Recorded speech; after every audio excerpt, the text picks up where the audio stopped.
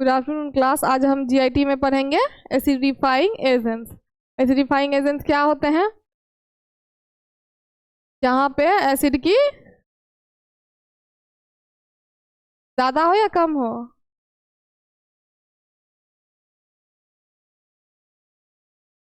तो एंटा एसिड में क्या था फिर?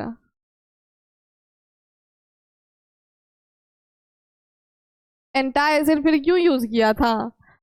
अगर ज्यादा के ही अगेंस्ट यूज करना था तो एंटी एसिड कर लेते, फिर एसिडिफाइंग की क्या जरूरत है? हाँ, क्या कहता है कि एसिडिफाइंग एजेंट्स वैसे ड्रग्स होते हैं या एजेंट्स होते हैं जो कि क्या यूज करते हैं, इंक्रीज करते हैं मेटाबॉलिक एसिडोसिस और गैस्ट्रिक हाइड्रोक्लोरिक एसिड। ठीक है, क्या होता है कि जब आपके स्टमक में HCl की कमी हो जाती है और एसिड की प्रेजेंस कम हो जाती है तो उसको इंक्रीज करने के लिए हम क्या यूज करते हैं? Acidifying agents. ठीक है, फिर कहता है कि also known as acidifying reagent और एसिडिफायर। इसको आप एसिडिफाइंग रिएजेंट भी बोल सकते हो और एसिडिफायर्स भी बोल सकते हो। ठीक है, फिर कहता है कि acidifying agents can be use to treat achlorhydria. Achlorhydria क्या होता है बताओ? हाँ, जब आपके बॉडी में, हाँ उसके जैसे कि एग्जाम्पल में हो गया, क्या यूज करोगे? Dilute HCl। आप उस कमी को पूरा करने के लिए HCl यूज करोगे। ठीक है, फिर है आपका कि हाइपोक्लोरहाइड्रिया और एक्लोरहाइड्रिया। एक्लोरहाइड्रिया क्यों होता है? तो when gastric acid secretion is absence of HCl। जब आपके स्टमक में HCl की एब्सेंस हो जाए, even after stimulation with histamine phosphate. Histamine और फॉस्फेट के स्टिमुलेट होने के बावजूद भी किसकी कमी हो जाए? HCl की, तो आपको क्या हो गया है? एक्लोरहाइड्रिया। ठीक है, फिर कहता है कि when gastric secretion is absence of HCl initially but appears only after stimulation with histamine phosphate. ठीक है, इनिशियली क्या होता है, कुछ ऐसे कंडीशन होते हैं कि इनिशियली एब्सेंस होता है, लेकिन जब उसमें क्या होता है कि स्टिमुलेशन होता है हिस्टामिन फॉस्फेट का, तो वो क्या होता है? प्रोड्यूस आ जाता है। ठीक है, प्रेजेंट हो जाता है। तो ये दोनों कंडीशन जो है, दोनों ही क्या कहलाएंगे आपके?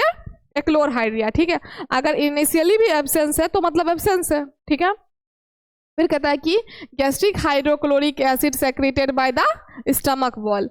गैस्ट्रिक HCl जो प्रेजेंस होता है, प्रोड्यूस होता है, किसके द्वारा प्रोड्यूस होता है? हाँ, स्टमक वॉल्स के द्वारा। फिर कहता है कि किल्स बैक्टीरिया इन इंजेस्टेड फूड और ड्रिंक। जिसका काम क्या होता है कि बैक्टीरिया और को किल करना जो कि आपने अपने अंदर लिया है फूड और ड्रिंक के थ्रू। ठीक है, अब जब मान लो कि गैस्ट्रिक एसिड HCl का काम ये है, अगर गैस्ट्रिक एसिड एब्सेंस रहता है तो फिर आपके लिए तो ये अनसेफ है ना।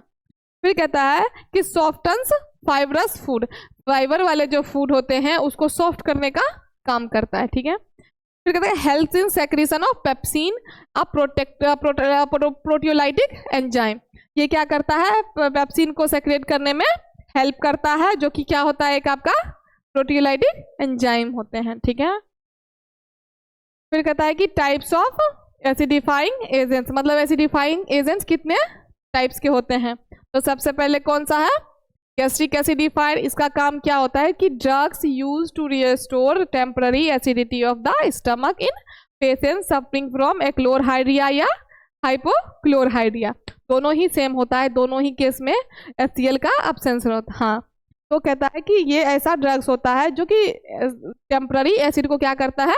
रिस्टोर कर देता है कि ठीक है, जब तक थोड़ी देर के लिए, वो थोड़े टाइम के लिए, ताकि आपके बॉडी में HCl प्रेजेंट रहता है। ठीक है, तो ये फॉर्म हुआ ये ट्रीटमेंट का। ठीक है, फिर कहता है कि यूरिनरी एसिडिफायर। अब यूरिनरी एसिडिफायर क्या होते हैं कि drugs that render urine acidic enabling the treatment of certain urinary track disorder.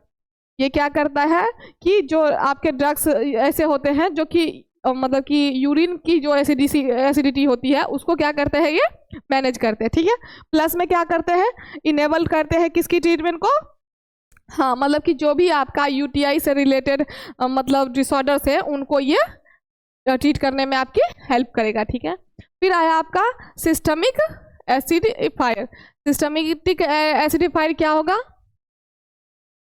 जो डायरेक्टली ब्लड में जाके काम है ना। तो कहता है कि drugs that can neutralise the alkaline body fluids, ठीक है, मतलब कि बॉडी फ्लूइड्स में किसको न्यूट्रल करने का काम करेगा, अल्कलीन को। क्या होता है कि बेस जब ज़्यादा हो जाता है तो एक्लोरहाइड्रिया और हाइपोक्लोरहाइड्रिया, या फिर एसिड भी अगर कम हो जाता है तो भी उसको हम हाइपोक्लोरहाइड्रिया या यही बोलेंगे, ठीक है। फिर कहता है कि specially blood in patient suffering from systemic alkalosis, ठीक है, ऐसे पेशेंट जो सिस्टमिक अल्कलोसिस से परेशान है उनके लिए ये है, ठीक है आपका। फिर कहता है कि एसिड जो यूज होता है, acids are used as pharmaceutical aids in preparation and laboratory quality control.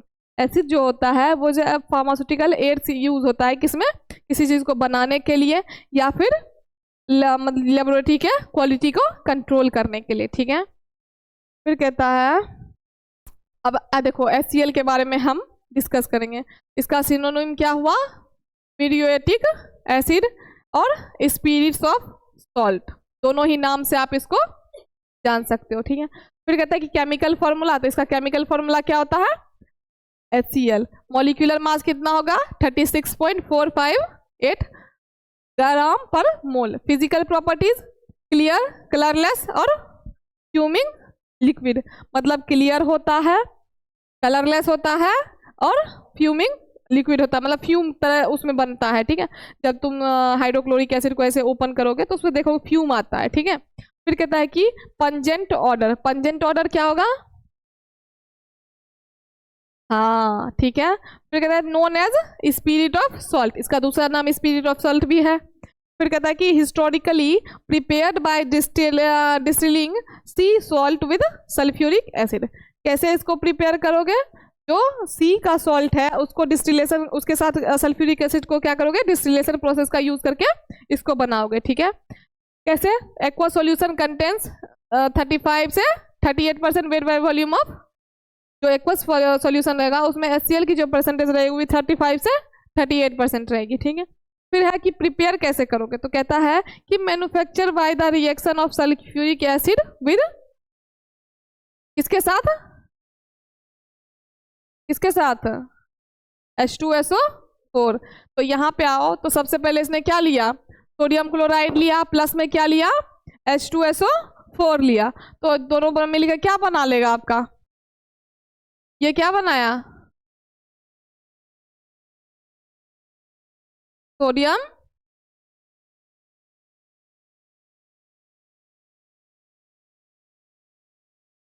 हाँ वो भी बोल सकते हो, ठीक है। तो उसमें ये हो गया, प्लस में आपका क्या हो गया, HCl। मेनली आपको क्या चाहिए था, HCl चाहिए था, HCl आपका प्रेसिपिटेट हो गया, ठीक है। अब दूसरा तरीका क्या है आपका, NaCl को इसी के साथ रिएक्ट करवा दिया, तो ये क्या बनाएगा आपका, सोडियम सल्फेट और HCl। तो दोनों ही तरीका से आप HCl बना सकते हो, ठीक है। फिर कहता है कि सोडियम बाइसल्फेट, जो कि ये है आपका, ठीक है, जहाँ पे भी अगर बीच में H लग रहा है तो अगर हाइड्रोक्सी नहीं बोलते तो उसको हम क्या बोलते हैं, बाइसल्फेट। जहाँ पे भी NaH लग गया या फिर मतलब कि मान लो कि कोई भी कंपाउंड, जैसे कि सोडियम बाइकार्बोनेट में है ना NaH और CO3 लगा हुआ था ना, वैसे ही अगर NaH क्या है 4 है तो सोडियम बाइसल्फेट, ठीक है। कहता है कि formed is fixed with more NaCl and heated strongly in furnace to obtain additional HCl। इसको क्या करते हैं हम, सोडियम बाइसल्फेट जब आपको फॉर्म होता है तो उसको मिक्स करते हैं और NaCl के साथ, है ना। NaCl के साथ पहले तो हमको क्या मिला, सोडियम बाइसल्फेट। अब उसी सोडियम बाइसल्फेट को हमने और भी ज्यादा NaCl के साथ उसको क्या किया, मिक्स किया। मिक्स करने के बाद उसको क्या किया, स्ट्रांगली हीट किया फर्नेस में। मफल फर्नेस आता है, इक्विपमेंट होता है, उसमें डाल के जब हीट, उसमें कैसा भी चीज़ बहुत ज़्यादा हीट उसमें हो जाता है, ठीक है। तो इसलिए जो बचा हुआ आपका एडिशनल HCl है वो भी क्या हो जाएगा, आपको मिल जाएगा हीटिंग प्रोसेस के, ठीक है। अब कहता है कि केमिकल प्रॉपर्टीज, इसकी केमिकल प्रॉपर्टीज क्या, तो रिएक्शन विद अमोनिया, जब अमोनिया के साथ इसको रिएक्ट कराओगे तो ये क्या बनाएगा, अमोनियम क्लोराइड। कहता है ना produce dense white fume of ammonium chloride. आप इसको अगर एट 1500 डिग्री सेल्सियस पर रिएक्ट करवाओगे तो ये क्या बनाएगा, ब्रेक डाउन होके H2+, ठीक है, हाइड्रोजन गैस बनाएगा और क्लोराइड बनाएगा, ठीक है। उसके बाद रिएक्शन विद बाइकार्बोनेट और कार्बोनेट, जब आप बाइकार्बोनेट और कार्बोनेट के साथ, अब देखो ये कार्बोनेट के साथ और ये बाइकार्बोनेट के साथ है। तो जब बाइकार्बोनेट के साथ बना है तो क्या बना आपका NaCl water plus carbon dioxide. अब जब किसके साथ बाइकार्बोनेट के साथ करवाया तो क्या बना NaCl H2O और CO2। ठीक है, दोनों रिएक्शन हो गया। अब इसमें कहता है कि फार्मास्यूटिकल फॉर्मुलेशंस, इसमें फार्मास्यूटिकल फॉर्मुलेशंस क्या क्या होते हैं इसके, तो this the salt combination preparation of hydrochloric acid is present in the market. Obvious सी बात है, मार्केट में प्रेजेंट है। तो स्टोरेज कंडीशन इसका क्या है, at a temperature of not more than 30 degree, 30 degree Celsius से ज़्यादा पे आप इसको नहीं रखोगे। फिर कहता है कि स्टोर इन स्टॉपर्ड ग्लास, ऐसे में रखो जो कि क्या हो प्रॉपरली क्लोज हो। ठीक है, फिर कहता है कि for dilute HCl add the acid to water and store the dilute acid solution in a reagent bottle. क्या कहता है कि अगर एसिड आपका HCl क्या है आपका, अगर आपको डाइल्यूट के फॉर्म में रखना है, कंसंट्रेटेड फॉर्म में आता है ना, अगर उसको डाइल्यूट के फॉर्म में आपको रखना है तो जो उसको हाँ उसमें क्या करते हैं वाटर मिक्स करके उसको डाइल्यूट बना लो, डाइल्यूट बनाने के बाद उसको स्टोर करके रख लो।